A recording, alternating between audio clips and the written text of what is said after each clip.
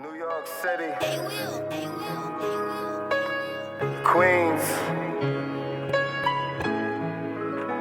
tri-state area, all the way to down south. Hi, it's another episode of Street Spiritual, hosted by your boy Ann Mills, also known as King Prince. You know what I mean? So what I'm doing today is, I said, hey, I'm gonna drop an episode. I'm outside, you know what I mean? I'm walking around, I'm in the streets, obviously. So why not just do an episode and let niggas know about the spiritual journey? Because if you've been paying attention to my last episode, you know what I mean? I was telling y'all about my spiritual journey and what it is that I'm going through, you know what I mean? And how I became who I am. So when you're going through a spiritual journey, if you was paying attention where we left off at, I was talking about I had just made it to a new crib and I was listening to the Bob Proctor dude, and you know what I mean, I had reverted back to Panic. Shit started going good for me and shit like that, but I still couldn't manifest everything. I didn't have a car. I had a nice place to live. I had a good job. I had got rid of the person I was with. I was alone. I was comfortable. I had wound up getting a dog, you know what I mean? And it was lit. So, after that, what happened? See, I always wanted to go back to church because the church I was going to was like a good ass church. And church was like, it definitely was a prosperity church. I was definitely manifesting money. So I always wanted to get back there, but I ain't never really had no whip, and it was far away. And, you know, and I didn't want to come back like broke or something like that. But anyway, as time went on, I started to realize what was going on. So at that time, I was thinking like, damn, yo, fucking, I need a car. But I did manifest the TV, so I was happy that I manifested the TV.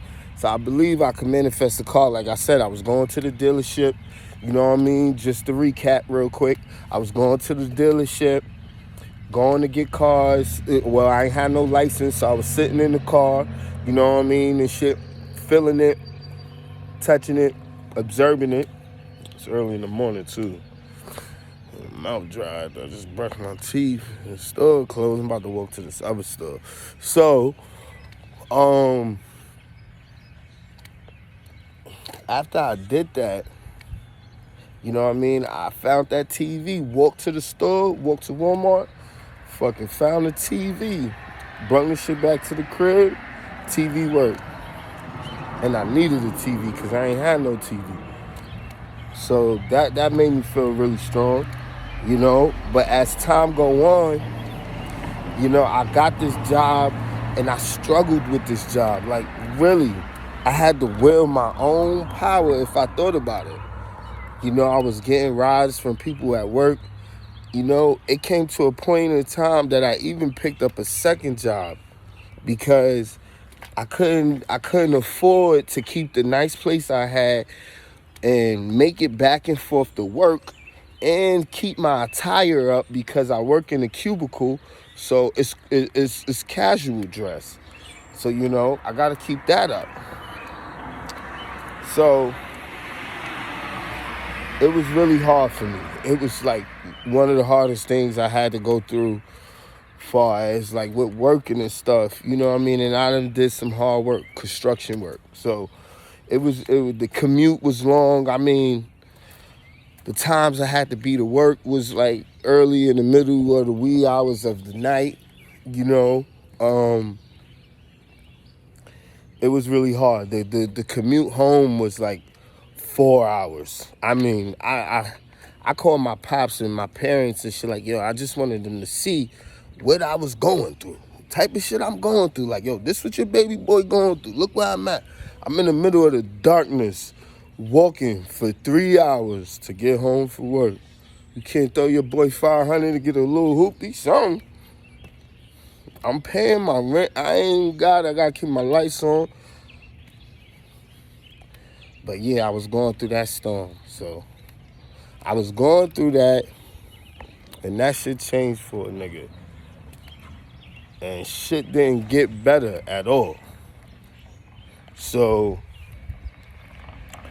after that, what did I do? After that, I was like, shit was fucked up. I wound up getting that second job. I got this second job at this fucking house across the street. You know what I mean? Because I always was into this spiritual shit, mind you. But, just didn't know what it was about, coming from the streets. Just definitely intrigued in it. That's why I talk on such a low level. I might have people on here that's on higher levels, you know what I mean? With the consciousness tip. But, yeah, like, that's why I talk to such on a low level, because I remember, man, like, my frequency was low. So, y'all could talk all of this good crystals and blissful, but where I come from, we don't know nobody like that. And that's on period. So that's why I talk the way I talk, and I'm gonna be real like that. But I gotta go in here in the store real quick. So when I come out the store, we're gonna finish. All right, so we back out the store. It's been a little while after that, though. Realistically, I'm in the car now. You know what I mean? I wish I could have gave y'all that walking around episode, but I'm giving y'all the rest of the episode. So for anybody who's just watching, this is part 2 of my spiritual journey. And where I left off at, I was actually on my own, had my own place, was working a job, was by myself, was single. You know what I'm saying? I told y'all I got it, manifested that TV, didn't have a car. So at that point, right, when I was working that job, I was so desperate for the money. You know what I mean? Talked about how I walked home that night, 3 hours in the dark, 4 hours in the dark. Never mind that for the first time, I should have known, like, taking that job and that, like, position I was walking into was, like, definitely me willing my own power, because that day, the first day for the interview for the job, for the training, I had to wake up like 2:30 in the morning. Woke up like 2:30 in the morning, left my house at 3:30 and started walking to work so I could get there at 5:30. So by the time I got there for 6 o'clock, it was like, boom. I was tired. Like, I've done 2 hours of walking. I'm tired already. But anyway, I got the job. So a little bit fast forward, you know what I mean? So I was really needed I really needed a car, but I couldn't manifest a car at that time. So I was getting rides home from work and stuff like that. I was closer to that church, but I did not go to that church. Was on that Bob Proctor trying to use law of attraction. After the TV incident, I guess I must have, fell short with that. Especially when I tried to do the Benz thing. I guess I really aimed too high, couldn't manifest those things. But I picked up a second job across the street from that call center I was working at. And it was like I really went there. I didn't pick up a second job there. I'm going to tell you how it happened. Really, I went there for some spiritual advice because, I didn't know anything about consciousness or anything like that. I didn't have any enlightenment besides the little 5% of stuff I told you guys about, but I really didn't have no idea, so I really felt drawn and compelled to the little psychics and the auras and the tarot readers. So it was a little psychic place I I went over there to have like a little reading, but I didn't really have any money. So they gave me like this little palm reading for $5. I think me and another co-worker went over there actually. And it was another co-worker from the job that I didn't know who was working there. So we went over there and had a palm reading, and I went back there, I guess, and from that palm reading led to me trying to get spiritual work. This lady was saying like she was burning all of these candles, geesed me up, took my money, then offered me a job there. When I went downstairs to see what the lady wanted me to do was put a whole bunch of clothes in the bags in the basement. I was like, ew, I'm not touching this stuff. And then for how much money she said, it was like so much clothes. Oh man, she gave me this sob story about how she was sick and all of this. And at that time, I'm like, wow, man, I didn't know anything about all the spiritual work. And she was massively overweight, and she was like Hindu or something like that. They didn't give me any gloves. It was like totally slavery. But I don't know if I did the work or if I didn't do the work. But I might have did it because they were supposed to pay me. And I told them, you know what?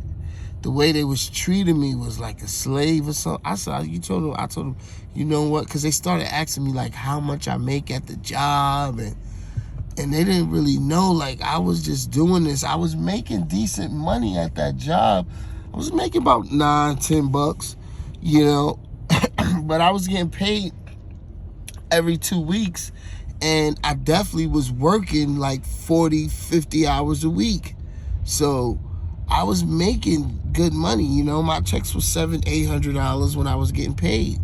My rent was only about $450, $500 or something like that. $550. I think I was paying $550, kind of steep. But I had a nice place. I had a nice 2-bedroom. I had a fucking little townhouse out there. Fireplace and stuff, built-in fireplace, little backyard. Little yard, townhouses. Anyway, so that's I was just struggling because, I was just missing a car. I had to pay for transportation, food, lights. If I had another person with me, then it would have probably been spectacular. But I didn't. So at that moment, I was like, dang. I think I just like, you know what? I'm not doing this. I got more dignity and pride to do this shit. And I just said, you know what, people, I'm not doing this, and I don't even want no money. I'm good. And I'll walk home because I believe they gave me a ride because they thought I lived in a dump. And when they came and picked me up, they said, you live here? I'm looking like, yeah. They looking like, oh shit, he live where it's nice at. Because they presumed to be like I was just like this dirty, black, undecent man who worked at StarTech. This like StarTech was so cheap, like a McDonald's or something, and I just needed to work that extra job because like I just lived with rats and roaches. It was crazy. It was really crazy. So, I fucking walked home. I said, you know what? I don't even need this money. I'm better than this shit. I'm done. I'm not fucking with you people. You kicked this sob story about you needed help. That's why I was doing it. I'm not no slave like this other kid in here willing to work this like a shift. I came in here for spiritual work. You told me you was burning them candles. I'm trying to get bread. I told you I already knew it was a light inside of me. She was just fucking painting. She ain't have no money. Nobody was believing that shit. They had me handing out flyers one day and shit. That's what it led to. First, they're like, oh yeah, we here do flyers if you don't want to do cleaning. Bitch, I don't want to do no cleaning on no flyers, you know? But I'm a good guy, you know what I mean? I may talk a lot of crap, but I'm a deep, good guy in the inside. And I realize the crap now gets you the wrong thing. So we over here, we try to talk the right thing. But I tell you stories, and they may express them, and I express them in those time patterns of the way I was thinking and how I used to come across. So don't get it confused and twisted. Now, so let's get back to that.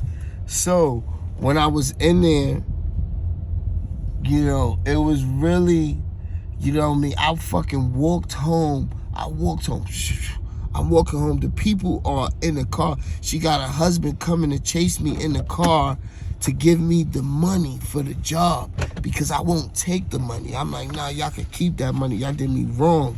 I walked home. That man chased me all the way home, tried to give me that money. I still didn't take that money. Never spoke to them people again.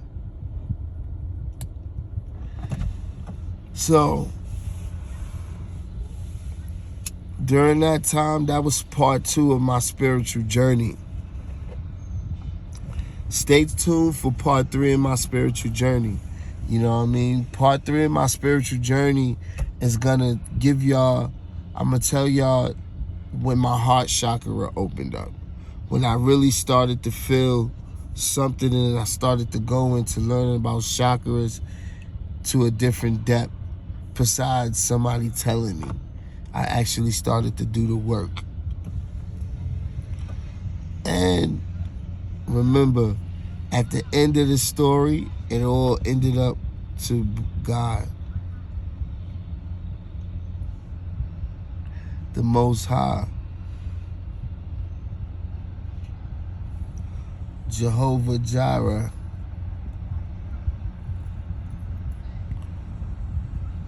And I got something special for y'all at the end of that video. I got something special because this next episode I'm gonna drop after that. I'm gonna give y'all I got this book I'm gonna get. And this book is gonna tell y'all the different ways you could call on God. Because everybody says Jesus Christ, Jehovah, you know, and on the Christian side, we really don't know no more names to call on God on. So I'm about to drop the knowledge. I'm about to drop the science. I did the work, and now I'm handing it on to y'all. So I'm going to go actually buy the book, and I'm going to tell y'all some of the names out of the book, because that's what we do here. I don't just tell y'all run off information. I'm on here telling my story. I'm on here telling my life, and I'm on here giving out information. If you take a heed to it, if you don't, it don't matter to me. That's just what I'm here to do. So, it's another episode of Street Spiritual. It's your boy Ant Mills. It's your boy King Prince. It's your boy Anthony Miller. We out of here. Before we do that, subscribe to my channel. Drop the like. Do all that. New York City, Queens, Tri-State area.